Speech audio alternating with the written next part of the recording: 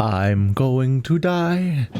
Die, die, die, die, die, die. Yeah, I'm literally called a Boreal Dwarf.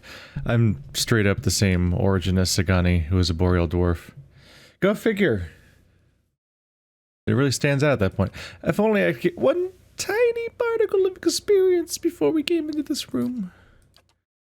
I wonder what minor thing I could have done around the building that would cause that to happen. Because there probably is something I could do. Oh well. Now it's time to get creative. Try different approaches to bad time situation. I do wish you could quick save right at the beginning of a fight, or the game would automatically quick save at the beginning of important fights. Just so you don't have to replay the dialogue. It's not even for difficulty reasons, it's just that like clicking through all the dialogue every attempt at a boss fight is going to be annoying, and every sufficiently difficult boss fight's probably going to have a lot of dialogue in front of it because it's probably has narrative context. I mean, the Spider Queen wasn't like, yo, I'm here to kick your ass with how tough I am. It was just the Spider Queen, and I killed her. And similarly, she had no dialogue. They're not gonna... What happens when they spot me? Nothing? Yeah. We're in a plot area where stealth doesn't matter. So last time I ran in, and that made a mess of things. We don't want to do the same thing again. What if... Get him, boy! I've triggered Jaskier dialogue with my priest, so why not with my friend's fox? That's probably the most disposable character in the party to potentially be trapped in the middle of this horrible fray. And I can try to make them run backwards if I'm lucky, but there's a lot of ranged units, so it's probably not great news. It is I thought he'd be better looking. Some grand reward? Kosk is your cousin? Bakana? What have you lost? The flame consumed her. The Gilded Veil has suffered under your rule. What just happened?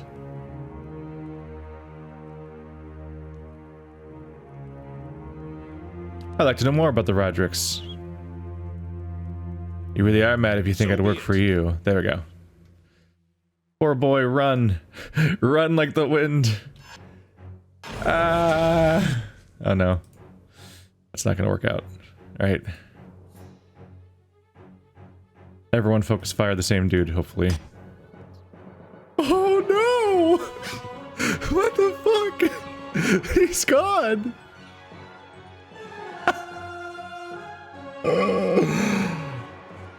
Oh, I was not ready for that. That was incredible. He like ragdolled across the entire goddamn screen. Itubak's gone. Jesus, they killed him so fast that the other people couldn't even start the fight. That's distressing. That's pretty distressing. Didn't I just tell you to start fighting, Jaskier? What's wrong with you? I also told you to start fighting, didn't I? Are you also just standing in the back? Durance's weapon is ineffective. Well, Durance's weapon better fucking start being... I need Jaskier to get to the fight. There we go. Damage reduction. So we begin. Oh, your companion's dead, but losing my characters at the beginning of the fight is really bad for me. So I really needed to send somebody in that isn't vital to the crew as much. And the pet of one character is probably the best bet. Did you cast Armor of Faith yet? You haven't. Can you please cast Armor of Faith? Didn't I tell you to cast it already? There, because their circle was empty, which meant that they weren't going to do anything, right? There we go. Now they're going in. There we go. Isn't this fun? Holy Radiance. We'll pump up people's armor and stuff. I mean, hit rate.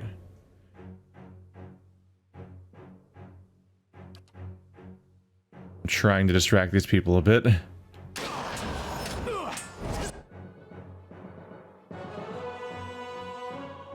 Is there one of them that's particularly wounded at the moment? The champion of Bharath. Let's have you focus him. You focus him. I'd like the champion of Bharath to go down if I can. I just need them to have fewer characters in general as fast as possible. And for that matter, the time has come.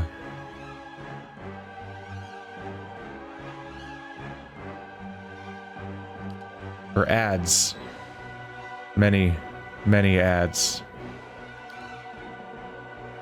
Please destroy his ranged character immediately. So this is a stronger start than last time. I noticed that none of my characters are dead. In fact, none of them even have endurance damage that is appreciable yet. And I'm already on my third phrases, so that's pretty good. I'm already right here. It's already time for me to start summoning dudes. You...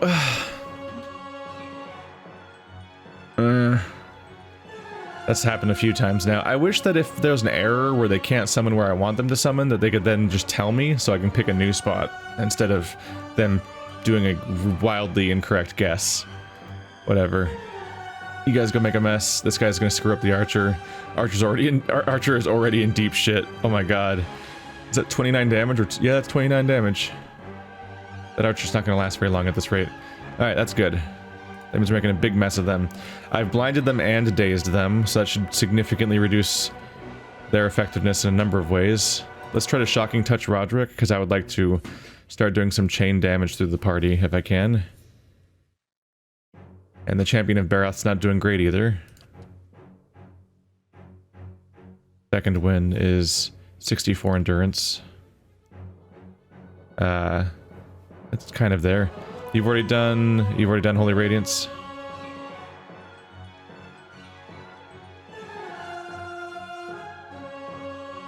I don't really want to reduce the speed of their enemies.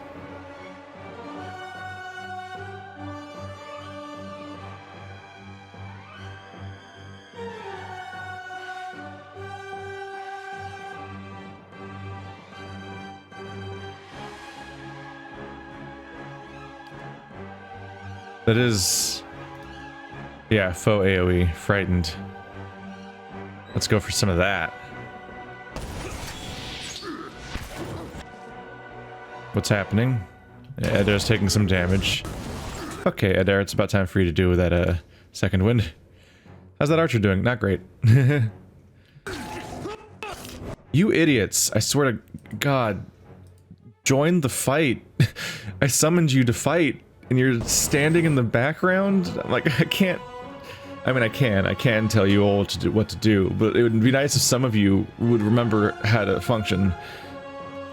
You're a summon. Your one job is to run at the bad guys and hit them in the face, basically.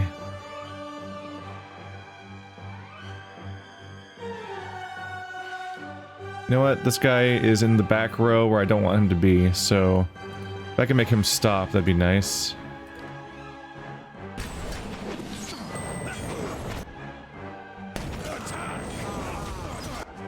There we go. All of you can change target now.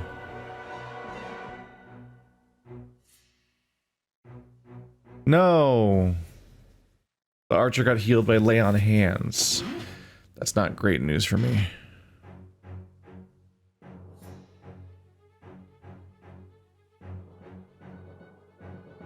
Has a single one of them gone down yet? This is a hell of a fight.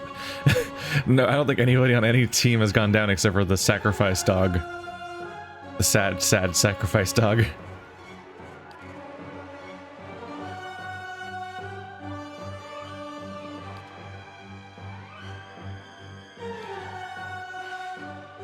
You're currently casting Halt still?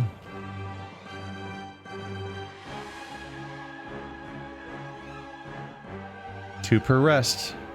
Frightened. Like, still currently... yeah, they're already frightened. I want to wait for them to... their frightening to start wearing off so I can re-frighten them all with my protagonist. We should be on our way to our next chant. I think. Durance is out of his previous cast.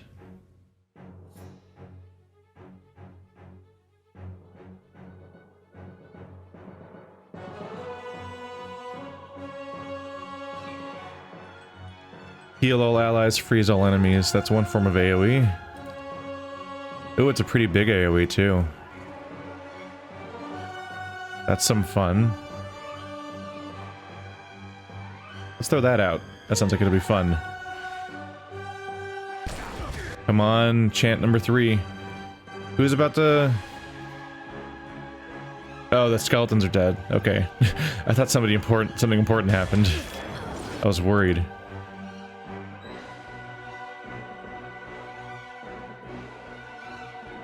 Alright, Aloth is taking damage. Who's hitting Aloth? I almost need a character-specific field sometimes. The Archmage.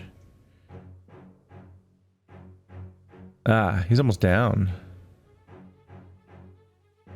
This calls for like a counterattack. Yes, because my protagonist is already on the Archmage. You shoot the Archmage, we can take care of this guy. We can get him. And Raedric's almost down too.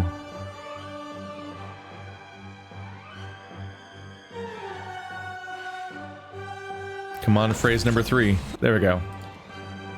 Phrase number 3 achieved.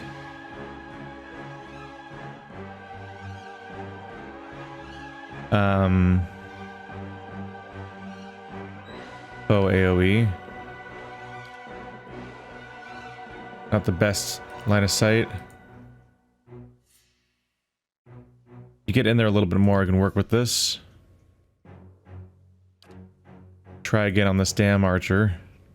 At least try to keep him busy for a bit. There we go. There we go. Oh, the human skeletons are dead. How tragic. More human skeletons are dead. Alright. So here comes the big lightning. Yes. Oh, I think that killed some people. Right? Kinda did 1 miss, 2 graze, 6 hit, 1 crit. That's a lot of... Ow. That's a lot of electricity.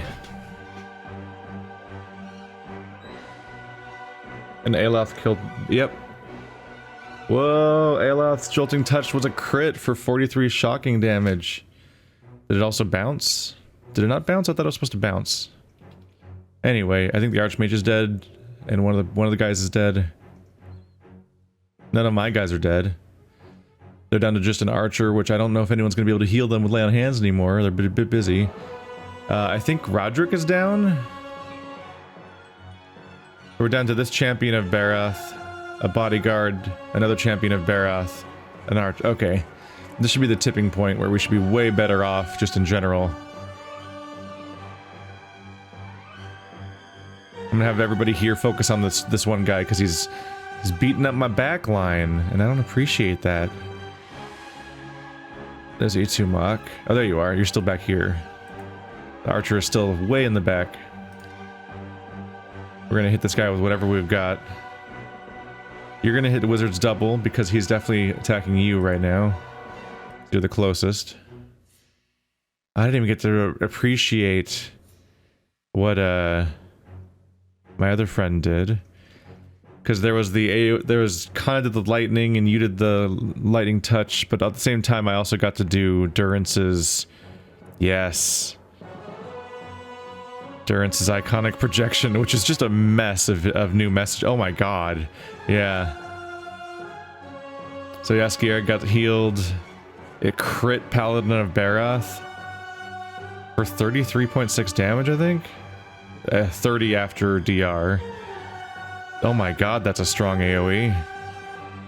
An Archmage got grazed for 10 freeze damage. Adair gets healed for 22 endurance. It missed the other bodyguard.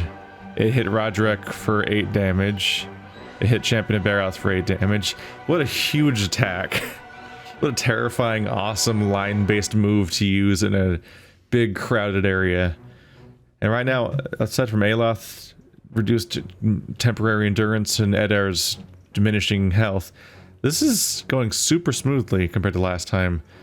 Step 1, don't have your entire party get swarmed simultaneously and instantly die. Because, God, Intubak, you just were gone. It really highlighted how doomed we were a moment ago when it happened last time. Can I do an iconic projection that hits more things? Maybe if I run over here. Yeah. Oh, the entire battlefield is in one line right now. What a perfect time. Adair has no abilities to spend at this point, I don't think. No. The main thing is Adair doesn't need his multi-tank ability toggled on right now, because he's soloing. And I can go ahead and diminish everybody's I can make everyone frightened for a bit. Isn't this fun? And Adair's target just went down, so that's good. Did Durance get to cast his thing yet? Durance killed Bodyguard. Did he crit again? Or is that the most recent news? That is, isn't it? Oh my god. Iconic projection's great. I crit the champion of Bharath in front of me. I think it's this guy, right? For 30 damage. Then people get healed. Then this guy took 30 damage. I crit both of the bodyguards. Is bodyguard? Yeah, bodyguard's dead. Okay. I crit 2 people with that time. And it just kept going down. It hit Archer for 20 damage. Yeah, what a fantastic angle. It went all the way down to there and it healed everyone and damaged everyone simultaneously, basically. Well, alrighty then. We're down to 3 targets. My summon is still screwing up the Archer, who otherwise seems to still be happy to keep fighting me directly. Okay. I'm happy to spend everything here and there. Well, maybe it's time to hold off on casting more spells, actually. On the off chance anything else happens after this. This fight's clearly on its way down, and after that last iconic projection, and there's not much reason to spend resources anymore. Wow, that's how fast things just went. They've only done 1 chant since I summoned this guy. That's not very Unless something actually stopped them from chanting for a bit. This was just a hyper-compressed period of time where I started to really pick this apart. Oh, this poor guy's so alone. End him. End him with swords. End him to death with swords. Do it. Do it. Yay. I did it. That went so much better than last time, except for the poor fox, which died spectacularly, going in a perfect horizontal line while ragdolling and, like, spaghettifying. That was a unique physics glitch to have. There you are. You're alive. God, that's too much loot. It's too much loot. Alright. Great sword, great sword, great sword. Plate armor. Padded armor. Robe. These generic capes that have no additional value. I think capes that don't have any background just are capes, right? Full helm. Money, money, money, money, money, money. Incomprehensible amounts of money. Generic wand. Small shield. Stiletto. Saber. Mace.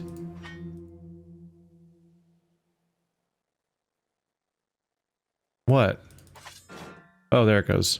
I was like, am I out of space in my damn inventory somehow? A fine robe. Let's give that to you in case you can... Okay, to you. Just to see if somebody can use it. The Spellwright's Tome. Gotcha. Justice. Two-handed. You're probably going to end up using that. And put a couple of plate armors here and a couple of them in the stash. Oh, there's one more loot person over here. The war bow. An acorn helm. And a bit of money. There more? Take all. Whatever was still glowing.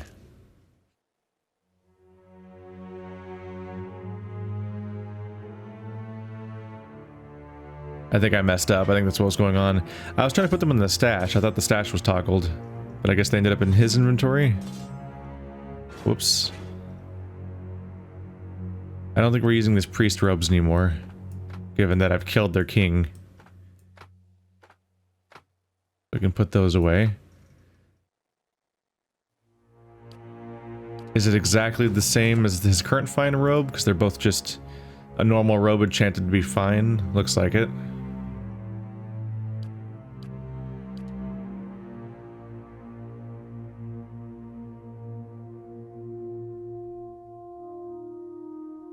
Yeah, I'm tempted to give him a robe because it seems like the natural thing to do, but his leather armor does have that increased AoE size that seems to really justify its existence.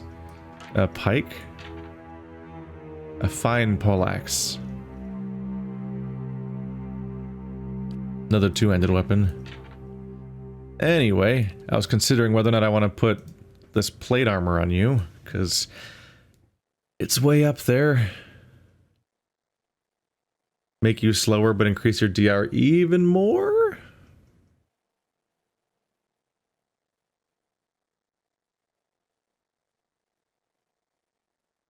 At some point, the increased DR might be so high that it outvalues the once per rest revive, perhaps. Especially if I enchant it to be even higher, maybe?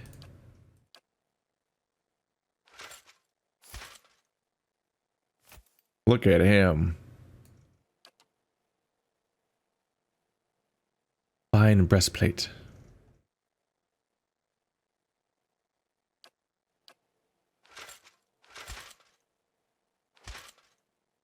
I mean, that really sets up my melee line as melee users. It's worth considering. Might change it, might not.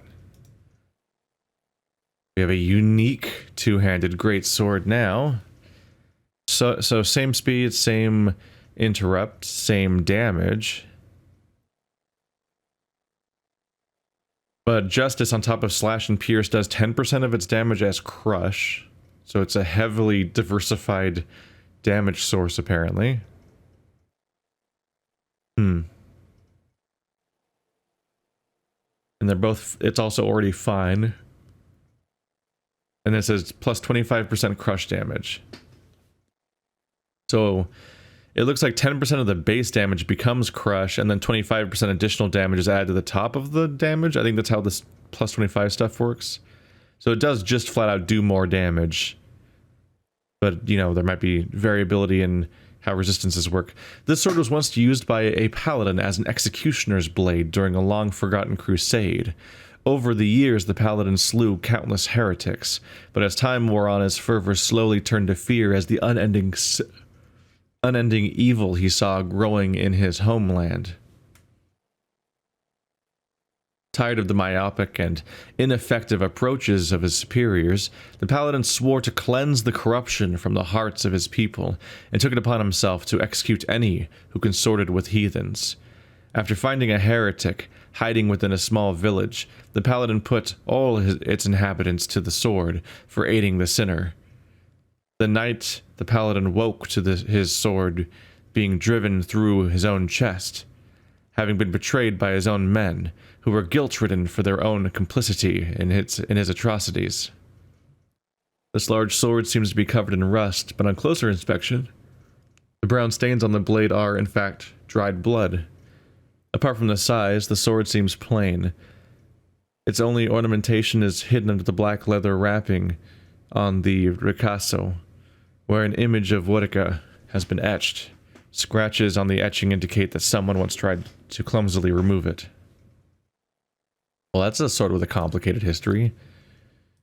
On one hand, it was used by a horrible person. On the other hand, was used to kill a horrible person.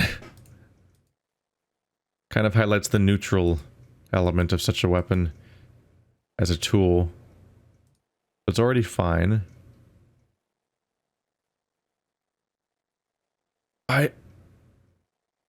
Exceptional requires a brain. That's so... What a bizarre body part to be involved. 20 grand! Damn. Anyway. Look at that.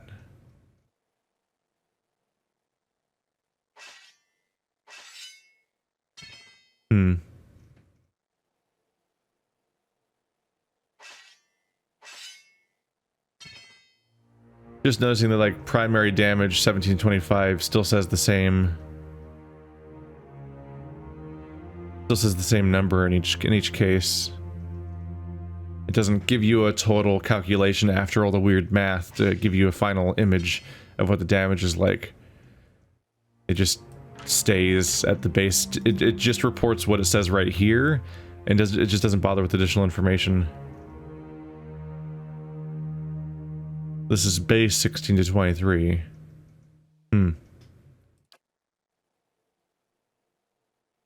So some of it comes from being fine, and some of it comes from my own character's might stat.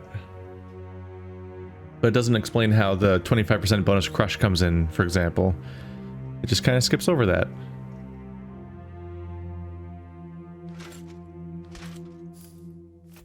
These items will still be waiting for me if I seek them out. Ah, another tome.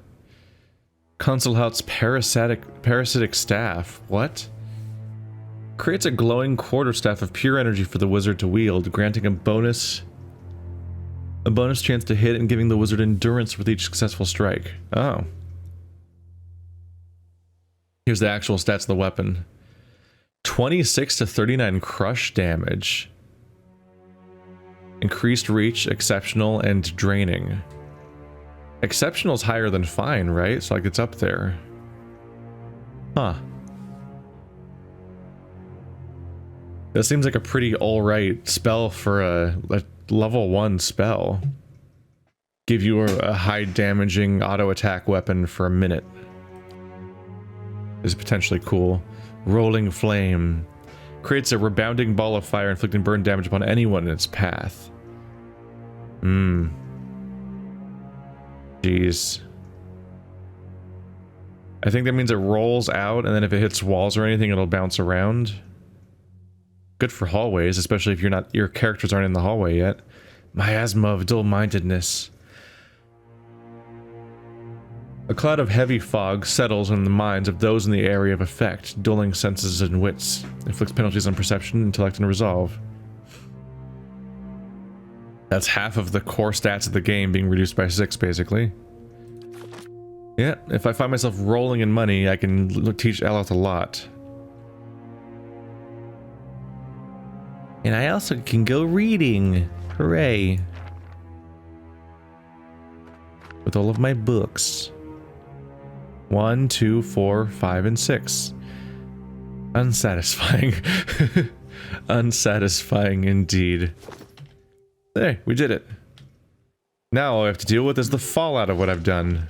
Oh, here comes the fallout. Sorry for stripping your king naked and all of his guards.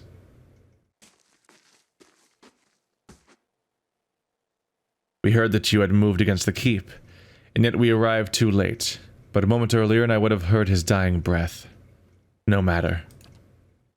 It is done. The tyrant is dead, and our village is free to move into a greater future.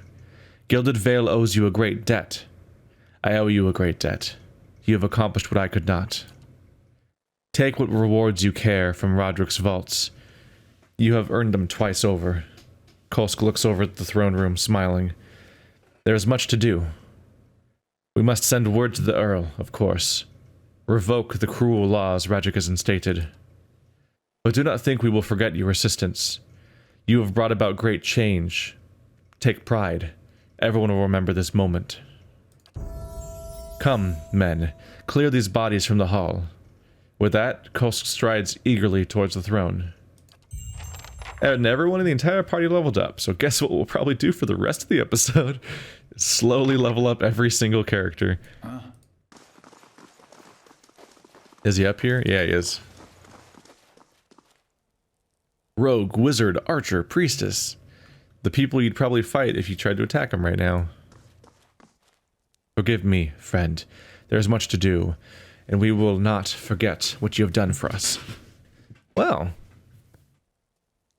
now that I've done what I've done, maybe I can just fully explore this entire keep now, and whatever.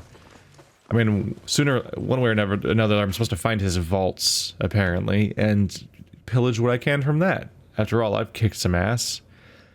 I single-handedly took out an entire castle, essentially. From the top up, but... Lore! And then I guess I just saved the rest. Yeah. These are getting expensive. Give me new... I got new phrases. We're already going to tier 2? This is going to take even longer then. I got to read all of these. Although, it'll probably be the same ones for... Kana. So, double dipping here. Or we're multitasking a bit. We're preparing for the other character. Lo, their endless host, the Harbinger's Doom. Generates a field of terror, frightening enemies in the area of effect. Which is, helpful, because it reduces the accuracy, meaning it's a different form of damage reduction, essentially. They have different durations, too, don't they?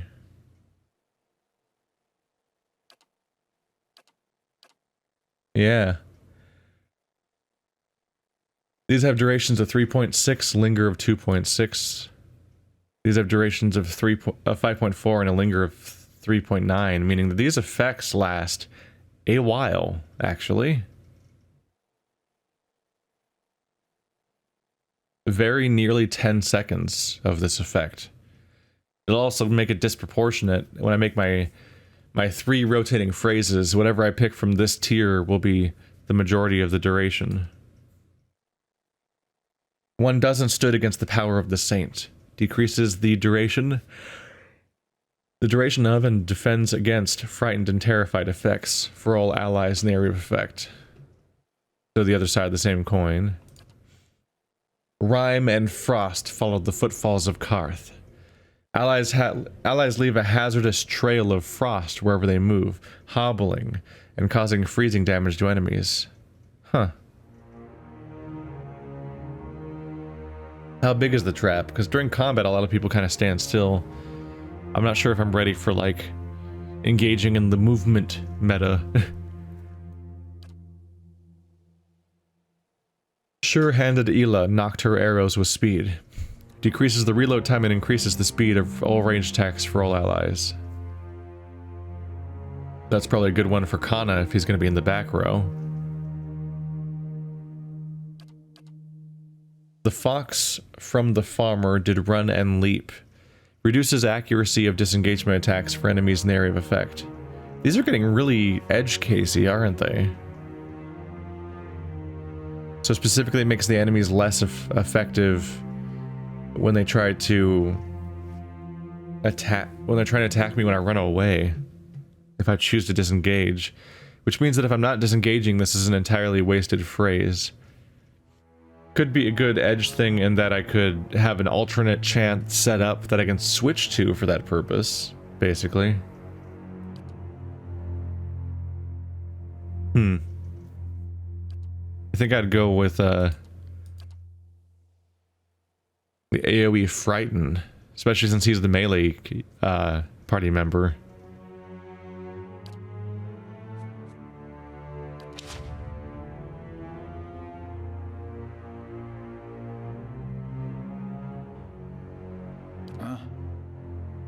The two of us have an overlap. I believe is, yeah, Fortitude and Will buff.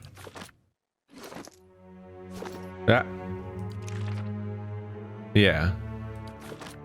Let's go ahead and remove that from my chant. I've got a new thing to put in now. Gotta pick our order though.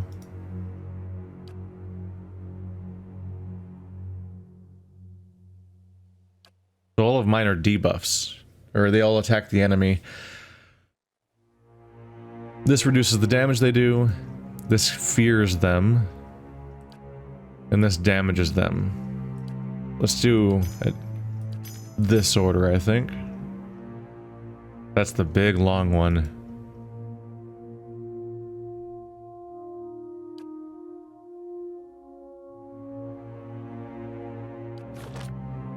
You're probably turning out to be cool now. Alright, that's gonna... How much I focus on one or the other is definitely going to create a thing where the longer these phrases get, the longer it takes for them to summon. Or do any of the other effects, of course. So I've got to gauge that too. It quickly gets quickly becomes a very complicated character.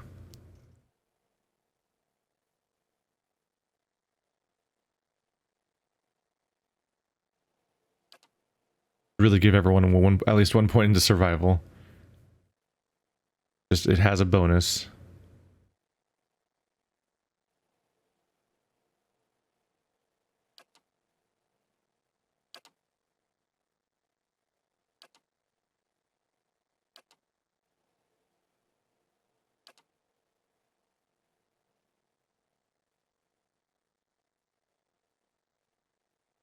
Given that he's in the back line, this is probably a pretty good thing for him to have. Because he is a ranged attacker, and he's hanging out with the ranged attackers, so giving all those people increased speed should be pretty good.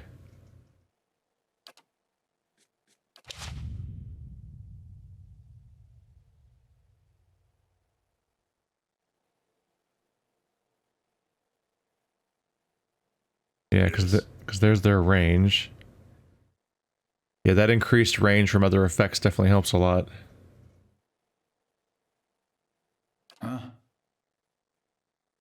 Yeah, given his range though, and his ranged weapon, there is a decent chance that he's not even in the range of the enemies in some of these cases. It's probably best not to be using this one that attacks the enemies.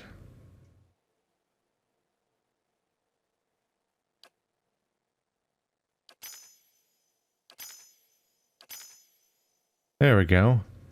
And now they both have different chance entirely, which means that they don't have to worry about overlap where they don't stack and then therefore invalidating each other and everything. Now they can both be little badasses, while also being fully functional attackers and everything. Ed there. Keep pumping up that athletic skill, and that's all the points we got. Fighter abilities.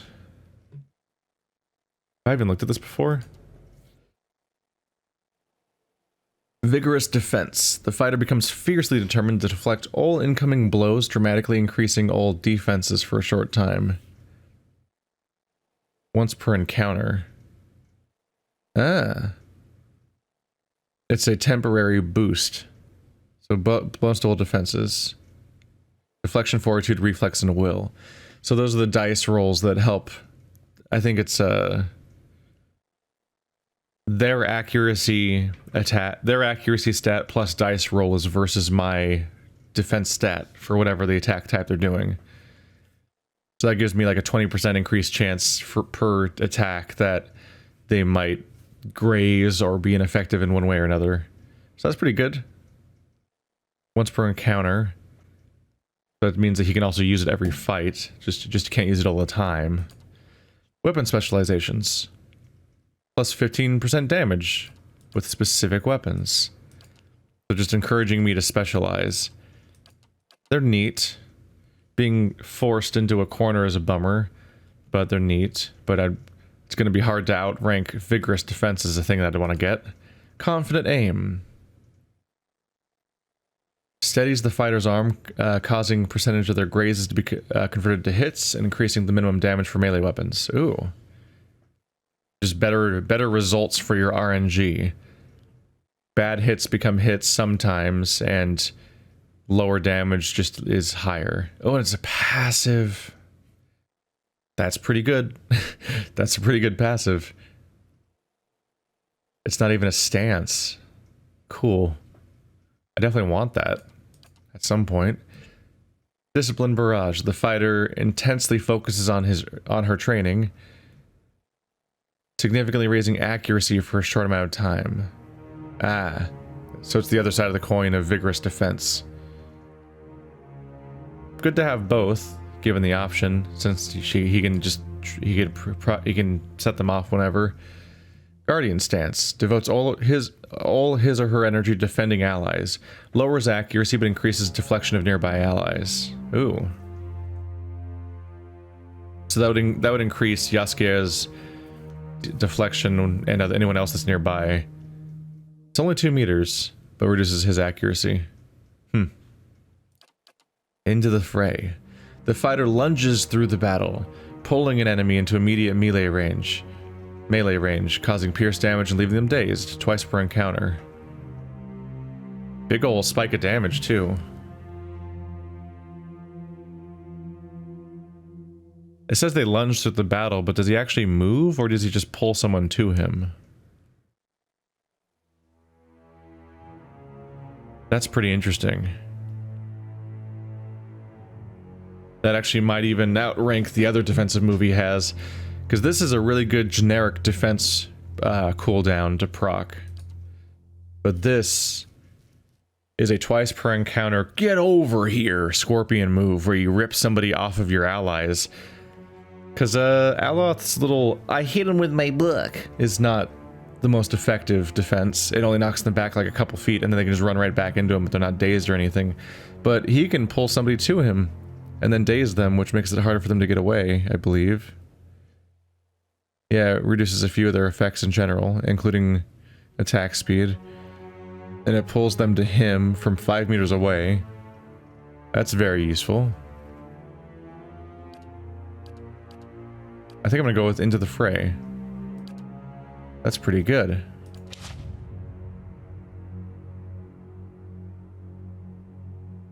Whew. I'm gonna skip you for a moment. I'm not ready. I'm not quite emotionally prepared to look through a spell book yet. Let's look at it.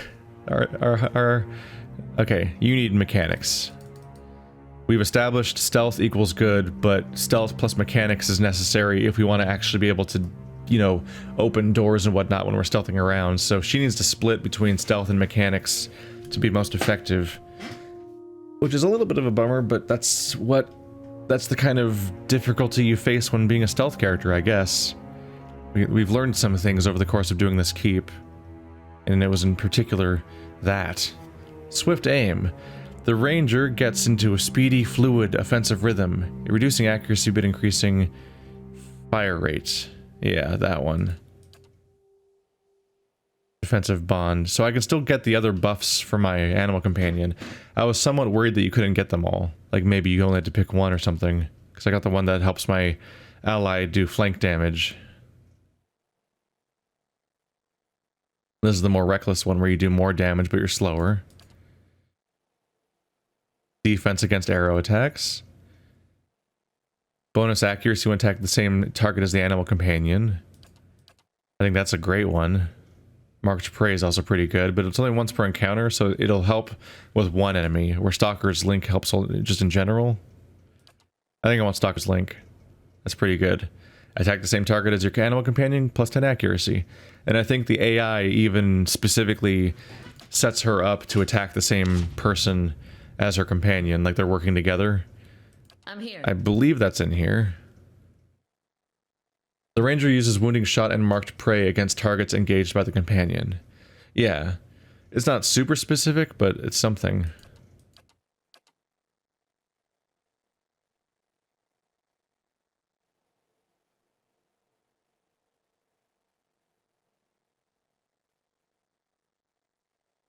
Yeah, none of these really specific say I will attack my companion's person.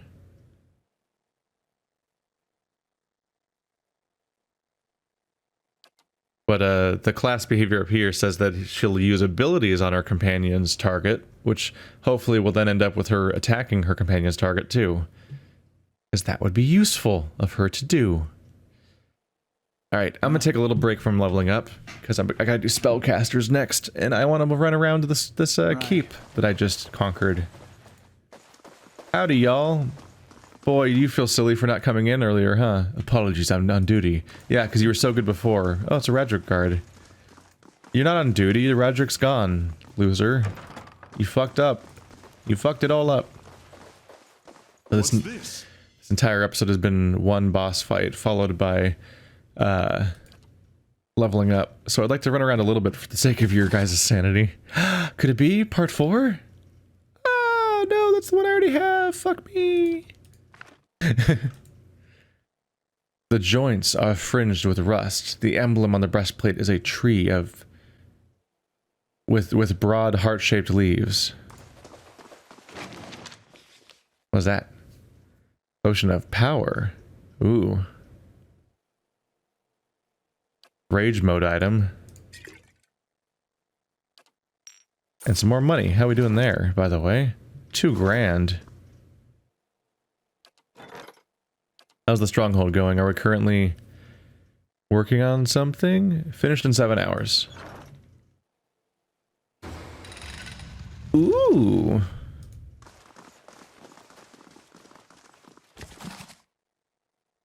Mass attack poetry.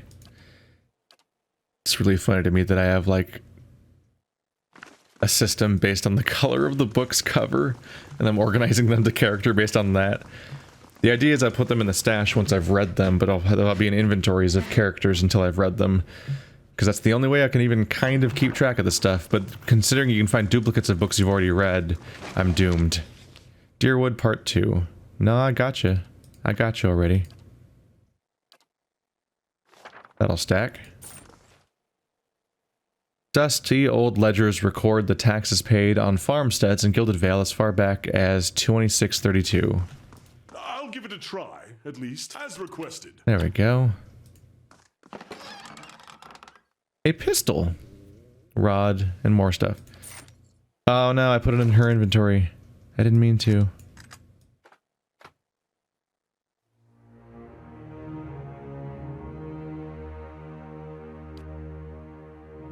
Ooh.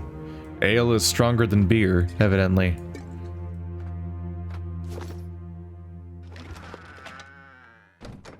The boots of stability.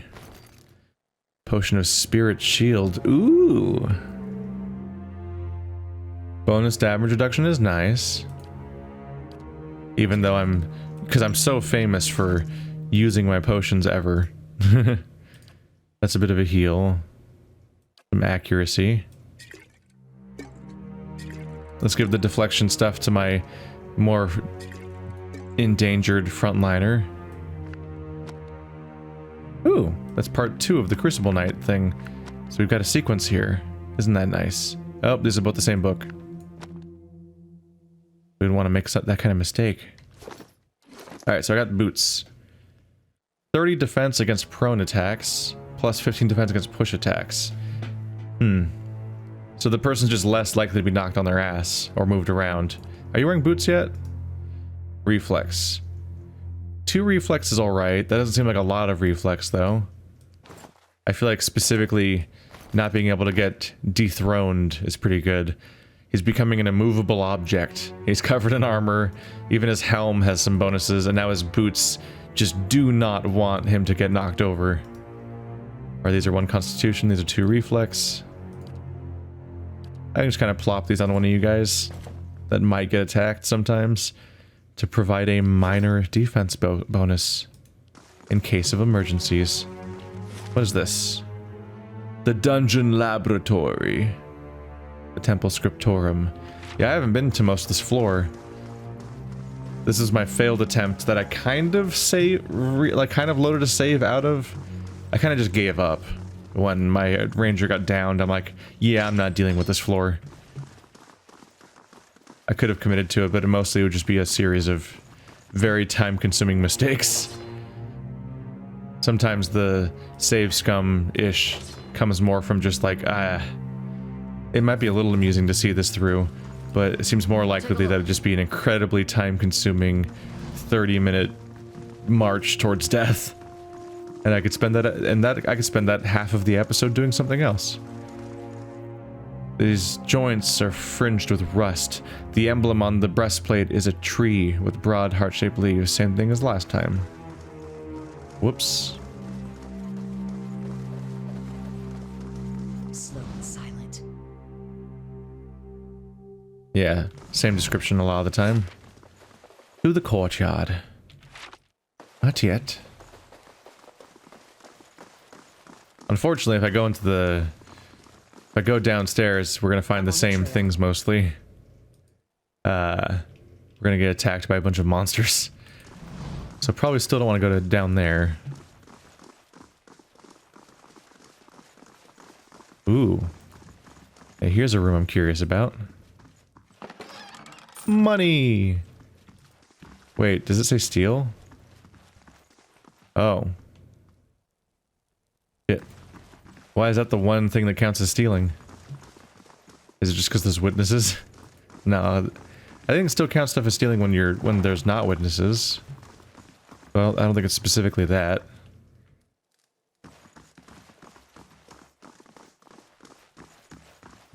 Ooh.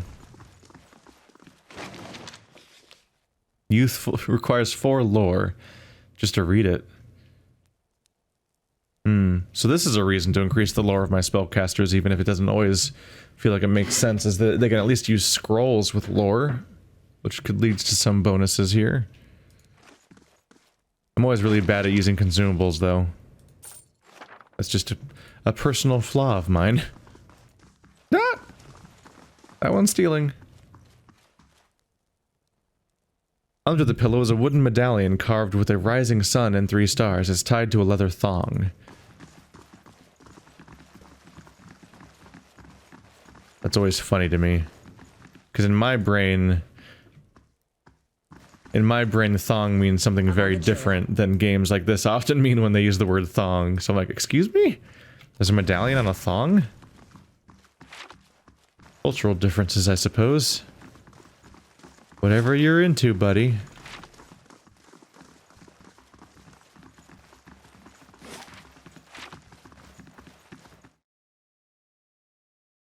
I should be free to poke about now, but I don't necessarily remember. Did I establish where this goes? I think I tried it once. It might have gone to the... Oh, this is probably what led to with her evil lab. When I finally found her, yep. They see me loading again, 'cause I made the mistake of going that way.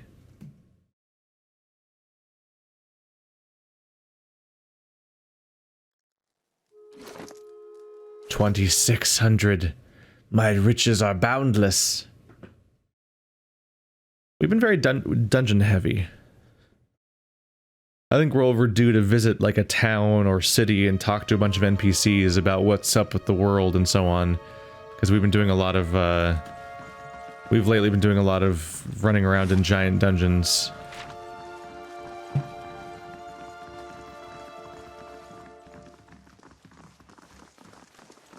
Because we did Cadnua and this place back to back. I can finally find out what's in this drawer. It's a deer in dialects. Which I don't already have. Hooray.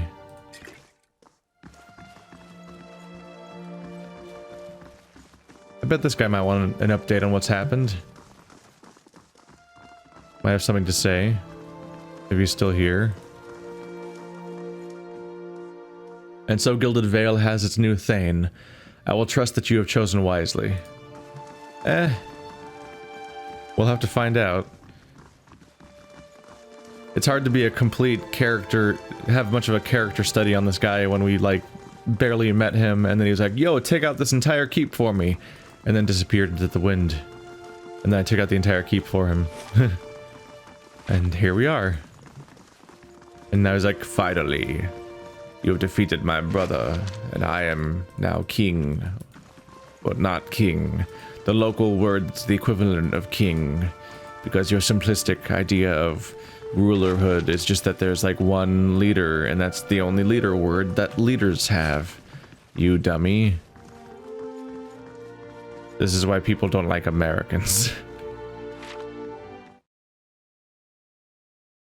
Did he actually have... I'm wondering if I missed where it was, or if I've already looted it. I haven't seen the most explicit, like, this is his vault denoted out yet. So I don't know if I found what they meant when they said his vault, or if it was just like that area with the books and a few boxes. Because that might have been it. That might have been what they meant when they talked about looting his vault.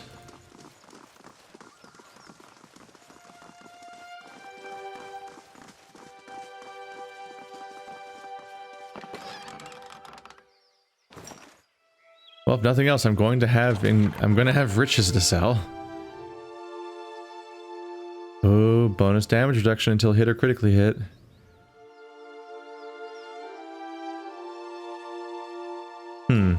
How effective is that? That's a weird effect.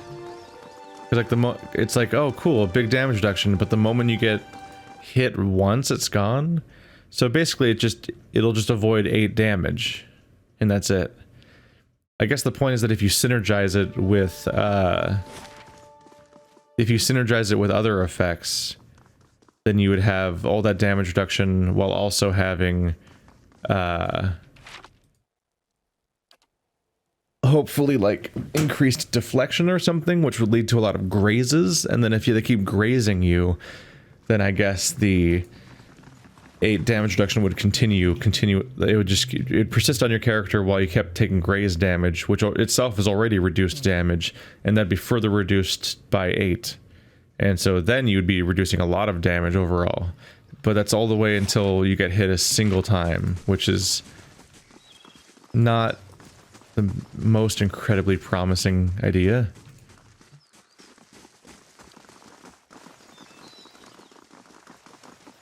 I've got the run of the place. Get fucked, get fucked. Rub it. I came through and killed some of their coworkers, and now I'm like, yay, stuff! I'll take all of it.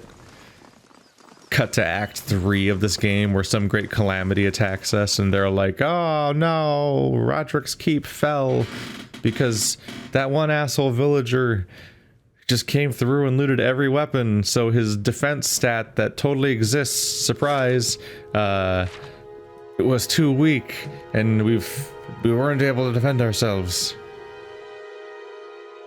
That's the type of ambitious, ridiculous thing that I would probably want to incorporate if I had the ability to make some sort of completely ridiculous RPG. It's just like the idea that like how much you do or don't loot actually does affect the level of like defense that a particular building does or doesn't have. I don't know if I have the patience to even find how to get to that spot, honestly. Especially if it might mean fighting all the way through the dungeon. I think we're done here. Who are these guys? Cleaton and Nudwin. Do I know these people? You think Kolska's the forgiving type? Apologies, I'm on duty. They're named for whatever reason. It might just because you have dialogue with them if you if you're trying to talk your way in, which I maybe you can. Maybe there's some way to broker a deal, because eventually you can talk to the lady in the dungeon and convince her that you might work for her, so maybe you can trick other people into thinking you'll work for them too. I need volume 3. Give it to me.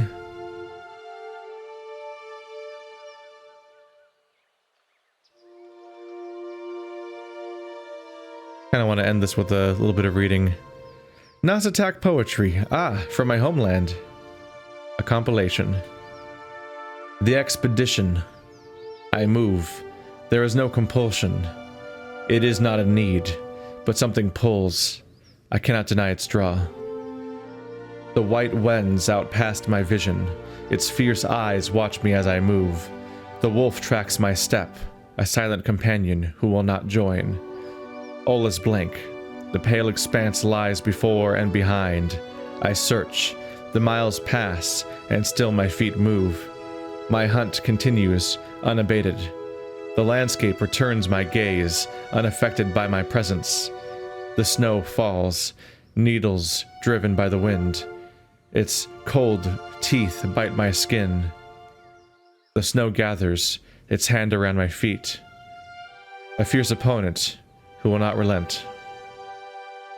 All is white, my journey continues. I travel. I can no longer stop.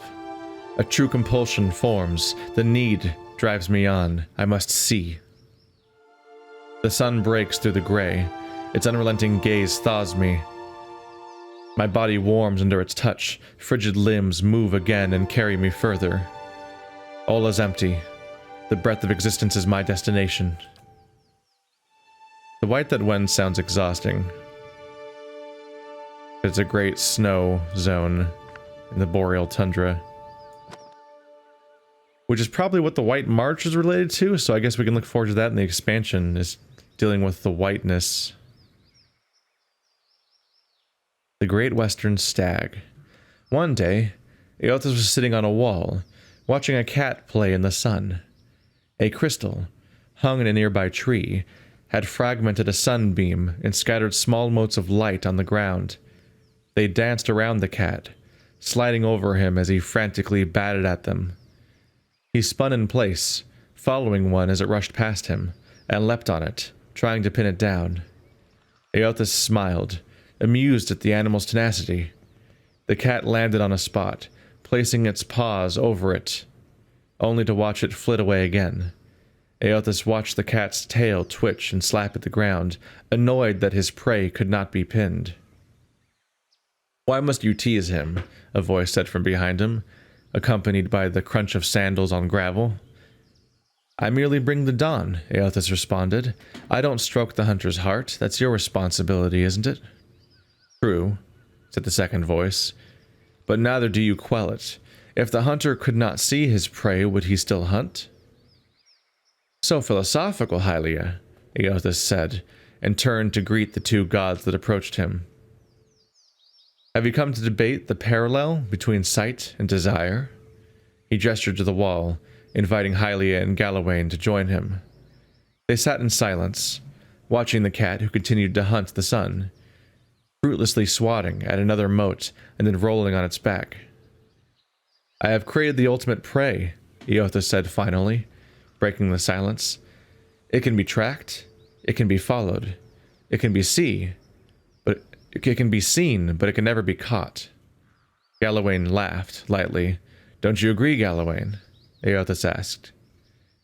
"While it's true that your creation is elusive, it hardly can be considered the ultimate prey because it can never be caught." He paused, his brow furrowing in thought. If that mote of light had substance, the hunter could subdue it. Otherwise, it's merely a dream, truly a fruitless endeavor. "All creatures spend their lives chasing fruitless endeavors," says Hylia. "It is the way of mortality." Galawain laughed again. "I could create a creature, a living creature of flesh and blood, that could never be caught. I make your dream a reality." Now it was Eothas' turn to laugh. "You propose turning a fruitless dream into a fruitless reality. How is this any better?" "A life spent in pursuit of an attainable goal far exceeds any other." "But you just said no one could catch this creature. This is not attainable." Galawain smiled. "Humanity has surprised us before. Indeed, it could surprise us again. I will create a great white stag, and I will set it free in the world. It will have grace, resilience, and tenacity. It will exist solely to be pursued for all its days, and it will never be caught. It will serve to inspire the hunt for generations to come. All those who wish for glory will invoke my name. All those who hear its story will ask for my blessing in finding it." Hylia shook her head, and threw Galawain a bemused look. "I do not believe this is possible, so I too make an offer to the person who catches this stag. And they will catch the stag. I will bestow upon them its grace, resilience, and tenacity. Thrice blessed they will be. They will ask for my blessing on the hunt, so they can obtain my boon." Galawain and Hylia took up arguing whose name should be invoked more when the hunt was on. Eothas sighed, a small smile playing at the edges of his mouth. He stood and looked to the sky. The sun had already started to hide itself behind the mountains. The cat, long ago, tired of stalking the moats, had fallen asleep beneath the tree. He turned and looked at the other gods, deep in debate, and sighed again. "I merely bring the dawn," he repeated, as he made his way down the path. "It is up to you to see what I reveal." Hey, that's like the best story in the game so far. Especially among these writings, like that was cool. I enjoyed that one. Aeolus, I'm bad at these names, but the Bringer of Dawn definitely seemed to be yet again on a layer higher than even the other two figures in the story, and so he's just kind of bemused seeing the outcome of his interactions as they come up.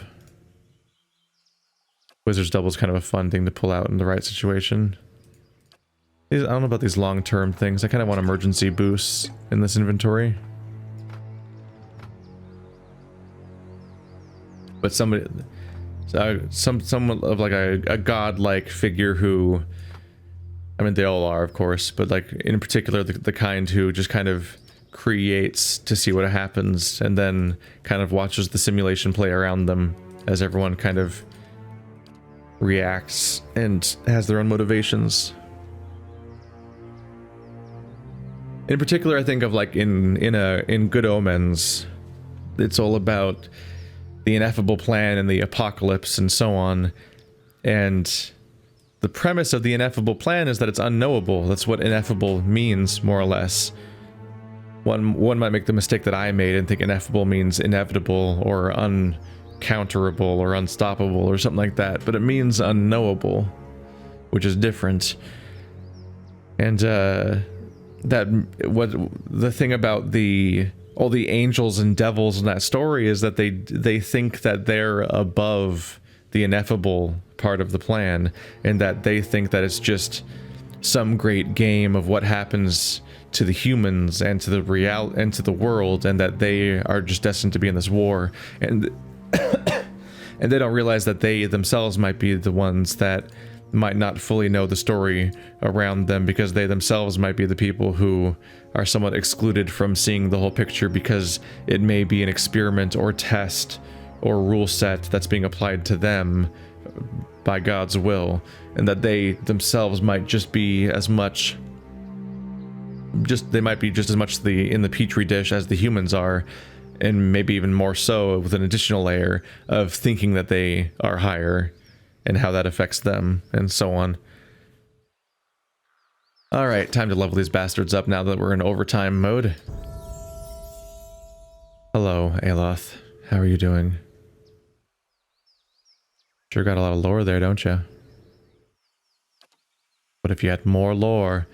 It does let him cast his little spells. That was very patronizing sounding.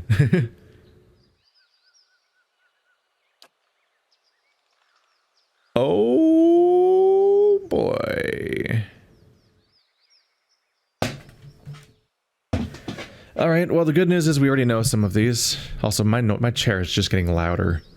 It's frustrating. I'll eventually buy a chair out of frustration of how loud chairs get. Computer chairs, from every little movement you make, which you don't normally think about as much when you aren't somebody who records stuff. But when you record stuff, suddenly you're more aware of, like, wow, computer chairs start to make noise relatively early in their lifespan. But then when I eventually give up and buy a new one or whatever, or try to do anything to change the audio, it'll just come back so quickly. I haven't found easy solutions for it, unfortunately. So the good news is I've already seen some of these, because I already have looked at some tier 3 spell books, but not a lot. Arcane Dampener creates a nullifying field of antagonistic magic energy around the chosen point, suppressing all beneficial effects on enemies in the area of effect. Ooh. 20 seconds of just not letting your enemies have any good effects on them. Arduous delay of motion alters the perception of time for enemies in the area of effect, slowing their speed of movement. 30% attack speed and -2 move speed. Consulhaut's draining touch. Caster's hand becomes a toxic parasite, causing corrosive damage to the target, weakening it, and converting its life force into endurance. Just sap the health out of them. Good for healing your caster that's being attacked, and the weakening can also be a defensive move, because it may somewhat reduce their effectiveness at continuing to attack the caster. That's probably broken ranks to attack you. Oh, I get to pick 2. Cool. Deleterious alacrity of motion. Caster draws upon his or her life force to gain an increase to speed and movement while draining his or her own endurance. Oh. Damn.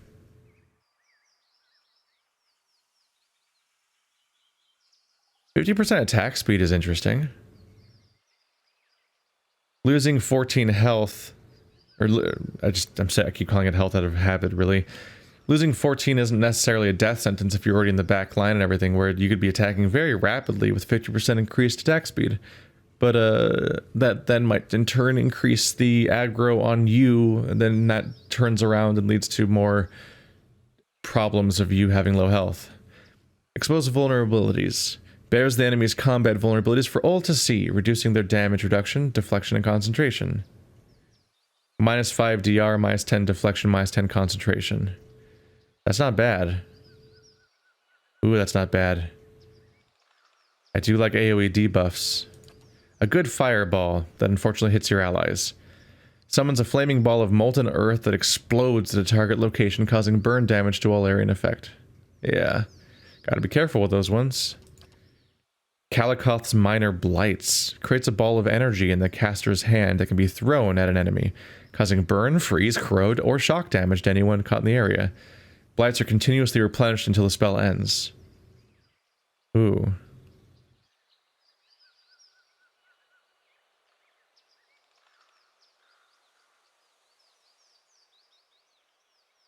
Huh. Trying to make sure I understand how it works. There's a lack of information here that's a little frustrating. It says anyone caught in the area of effect. It tells you nothing about the area of effect. It says anyone, so I assume it affects your allies too, which is dangerous. It's a fun gimmicky sounding spell, in particular because it has 4 different elements of attack, which means it's more versatile and effective in that way. It lasts for almost a minute and a half, which is insane for any spell that it does damage. But it doesn't tell you how much damage that it does with any of its attacks. It doesn't tell you what its area of effect is. Based on the fact that it's in the caster's hand, I can only assume that the caster holds it, so it's an area effect on the caster, but it doesn't even tell you the radius.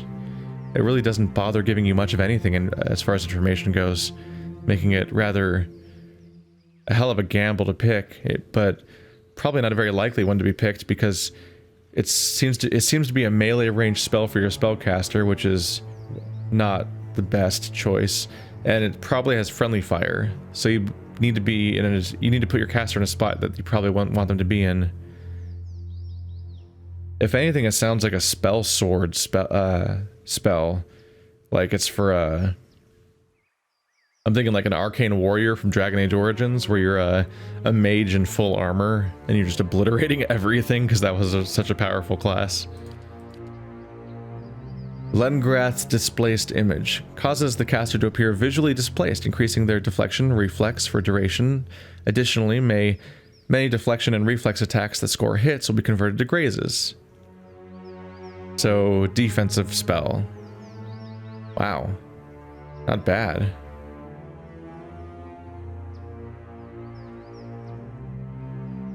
It lasts an entire minute, giving you 25 deflection, 20 reflex, and half of incoming hits become grazes.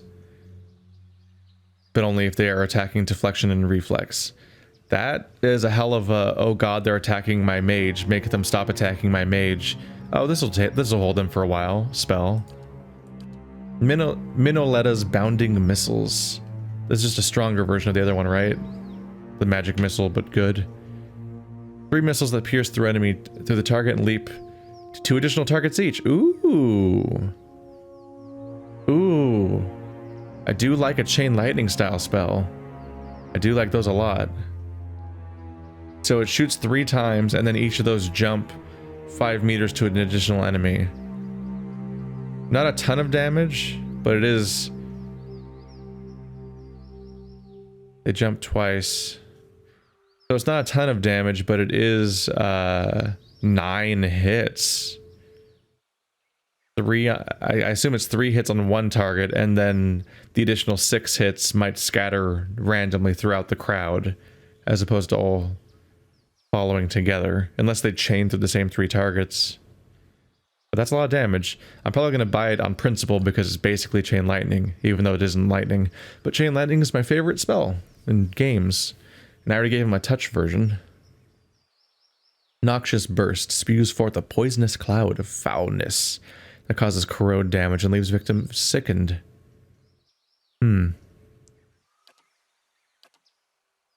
Rungrim's Repulsive Visage. The caster's face becomes a nightmarish mask of rotting, insect-infested flesh, or other images of unspeakable horror, compelling all nearby foes to become terrified and sickened. Sickened for 2.6 seconds, terrified for 2.6 seconds. Not a very long time, but I think those are strong effects though. Yeah. Still, how long was that really cool one? Now that we've gone through them all.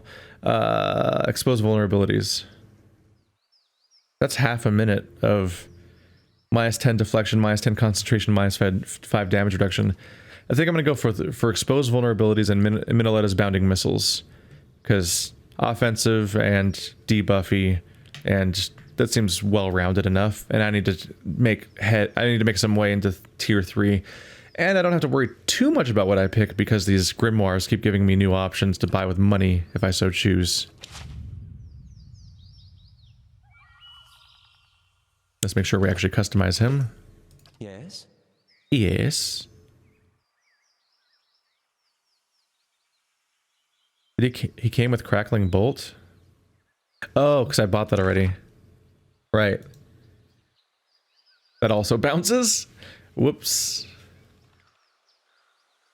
But this isn't, okay. Because this, yeah, this has friendly fire. Let's click on it. Yeah. Yeah. Indeed. Just a minute. I want to do a little test. Not planning on casting it. I just need a wall.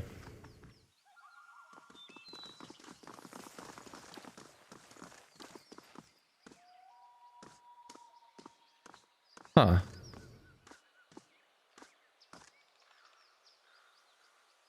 Becomes a living generator for a powerful bolt of electricity that streaks out in a sight line and bounces off walls, harming anything that's caught in its path. How may I help? It says it bounces off walls. I guess you don't get to have like a bubble style indicator of where it's going to bounce to. But yeah, my 2 attacks do serve different purposes. I have one that is a big AoE that is a good hallway clearer, potentially, but I have to worry that it hits my allies. And then you have Minolata's Bounding Missiles, which is actually a target-based chain lightning spell. And then I've got Exposed Vulnerabilities. So I guess he automatically equipped them. Yeah. We have those at the moment. Alright, we're expanding his roster, his setup. You're last, buddy.